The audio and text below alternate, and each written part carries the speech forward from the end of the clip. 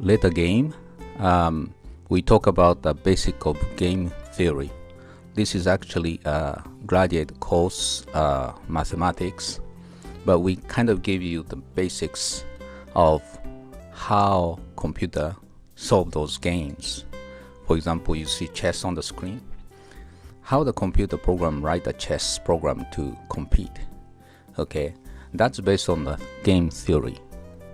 So let's play some game here first. See how we can do it. Okay. Say each letter represent a number. Same letters, the same numbers, and this addition. See what is the numbers that satisfy this letter set. So you see T and A, they are same, right? And add is different. So maybe let's try randomly. How about 1 for T, right? Then G is 2. And 1 and 2 is taken. So A is going to be, say, smallest one is 3. So O is 6, right? And C is, say, something else. It's 1, 2, 3, 6 are taken already. And E is going to be 5. So look like we made it. Simple, right? So after try and error, what we can observe here is, okay, it seemed to me that some amount of try and error is necessary, but you need internal logic. Okay, this is same number, and number, if letter is different, the same numbers cannot be used anymore. So we have to exclude those numbers. Okay, so you can tell if it's like a 5-digit addition, it's gonna use up potentially 10 letters, and it's going to be impossible to find the different letters. So you can tell when the number of digits increase, the game become extremely hard.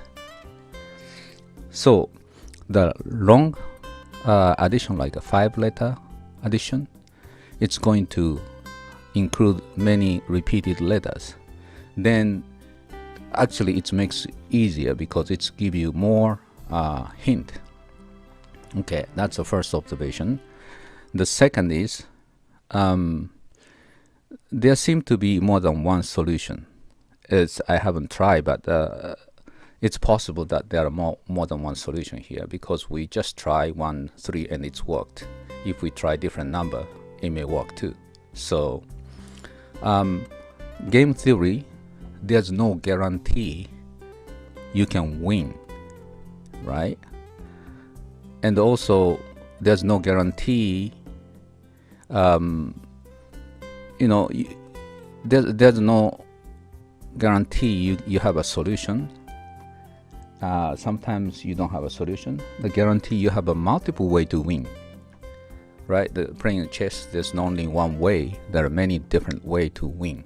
Okay, so that's a part. And also another difficulty is none of them linear, continuous function. Everything is like discrete, and it's a game to play with opponent.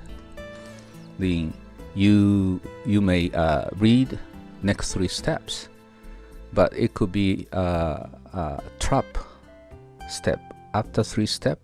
4th one could be great reverse. Okay, so that kind of things happen, and that's why game theory is very difficult in a graduate course. Let's try this. This one actually it's difficult. If you have same number, small one, 1, 1, then it's 2, but this is constrained to be 2, right? And if you start with a small number t, I tried it, it never succeed. Okay, because it's always screw up. Here, A, this A is a key. Now C is here, that means it has to be 1. So C is 1, right? It's a carry, so we know it's 1 here. Now here's the A, and A, same number comes here with the addition of G, and this is the difficult part. Now after try and error, I figure out, I give you answer later. You have to make it small here, but you cannot use up the 1, or you can't use 1 because 1 is taken here, and 2, 1 is going to be 2. 1, 2 is a small number. You have to reserve this. So in order to get the small number here, you have to make it like a 6, 6, and you have a carry 1, right? And the carry 1, what you do is like try 4. This cannot be 4. 5. So A is 5 here, it's gonna be 7, so it works out. So I can't spend all the time on this video, but you try from 1, 2, 3 and stuff. I was successful at the 6. So it's hard to predict where it works. Okay, I just give you the number.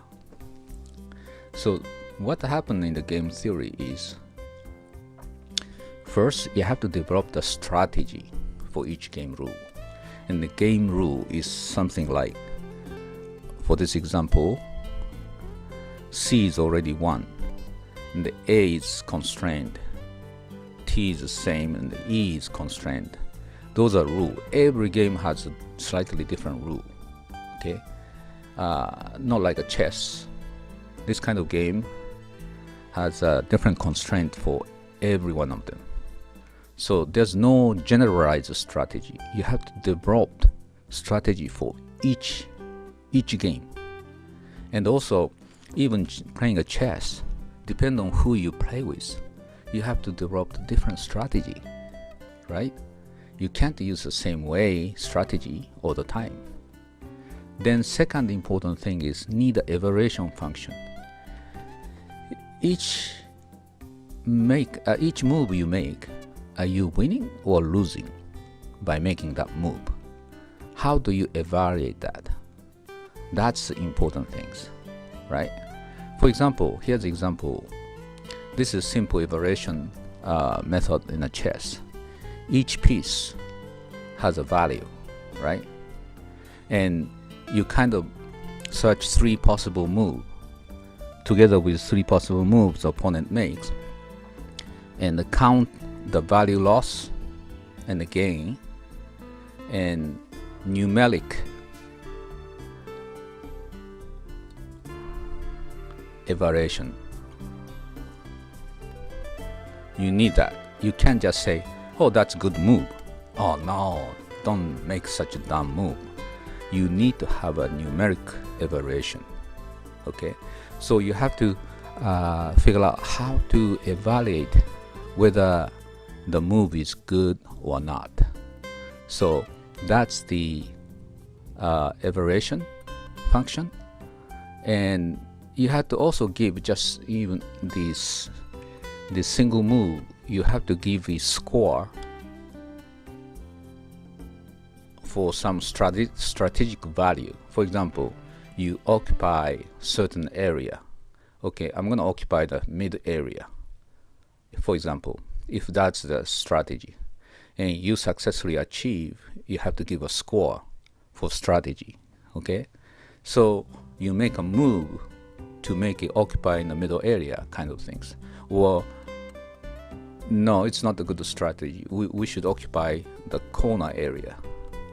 Okay, so those all have a score, and we can do numeric evaluation. So that's the game theory's basics. Okay, the developing a strategy for each game. It's strategy different for each game, and even opponent is different. Okay, but the key is to have evaluation function. And these days we're talking about AI. Why AI? AI has a learning. So after try and error, you see if evaluation increase or not. If it was a bad move, then don't make the same mistake again.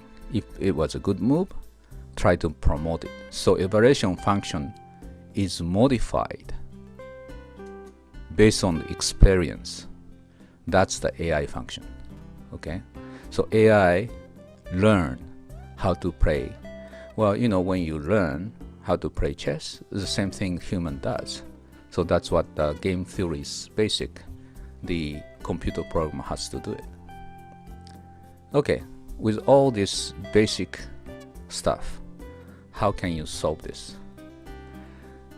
Trump, Repub, Pewter. Okay, now this, the same number, so R is even number. You can try only even number, and we have quite R here, right? And P, a lot of P. And U, so it's quite a constrained game here. Now, I would say I try to set some number on the P first, because P set the 4 of them. Then put some number on R and U. Then the remaining C is fall through. Okay, that's a strategy I will get. And the method of picking number is, of course, you have an internal rule. P plus P is R. So R should be even number, the EP together. And here's the tricky part. R should be same here to produce the same P. So it's kind of P and R is a key here. But in the middle, there is a complication, U. So you should try it. It may take some time, but you can find the answer. I found one answer after trying some time and give you as a hint. Okay? Now, next one, we have a lot of S here, right? And we have I,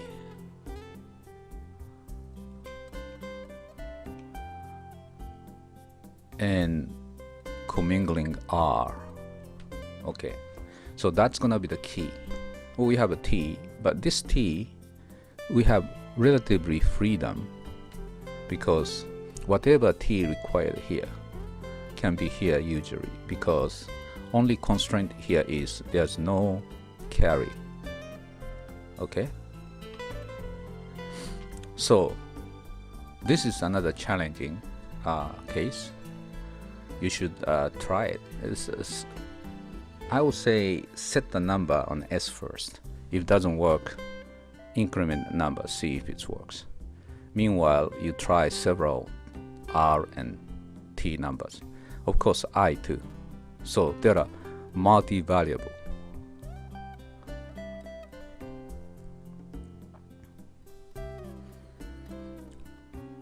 There are too many variables for optimization.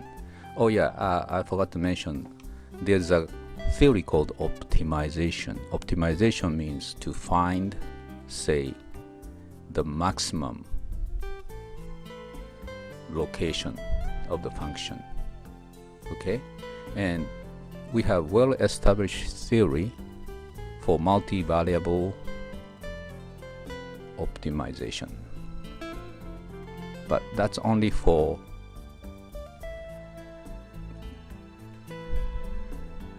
continuous function, and this is useless in the game theory. The game theory is more discrete, and it's not continuous at all. Okay, so I think you should spend some time on this and try to find out this experience, see if you can establish any kind of strategy. And scoring is not easy either, but this is a good exercise to understand the game theory, and I give you all the hint here. Ta-da! So above addition, I was successful with this number. Subtraction, these numbers gave me a successful result. Okay, try it out. Thank you for listening. I hope you enjoyed, and please check other videos.